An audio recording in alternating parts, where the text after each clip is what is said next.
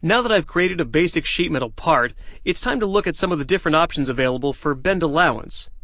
To view these options, I simply click on the sheet metal feature and choose Edit Feature. Notice in the Bend Allowance section, the pull-down has 4 options, as discussed earlier. These are Bend Table, K-Factor, Bend Allowance, and Bend Deduction. Let's take a look at each type.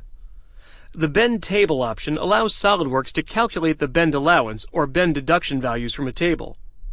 The Bend Table takes into account the bend radius, bend angle, part thickness, and material. Bend tables can be modified using Microsoft Excel. If you're interested in creating a bend table, I suggest you copy one of the sample bend tables that SOLIDWORKS provides and adjust it to fit your needs. We'll take a more thorough look at modifying a bend table in the next lesson. Now, the second type of bend allowance is K-factor. This is the ratio that represents the location of the neutral sheet, measured from the inside, with respect to the thickness of the sheet metal. You might want to look up K-factor in the SOLIDWORKS online help. If you do, you'll find this helpful diagram that makes it a bit easier to understand. Next, we have bend allowance and bend deduction. Now, these options allow you to manually type in your own parameters.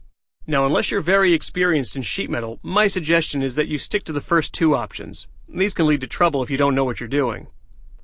For those wishing to learn more about bend allowance and the mathematical equations behind each type, take a few minutes to review the SOLIDWORKS online help. There's plenty of information there to satisfy your curiosity.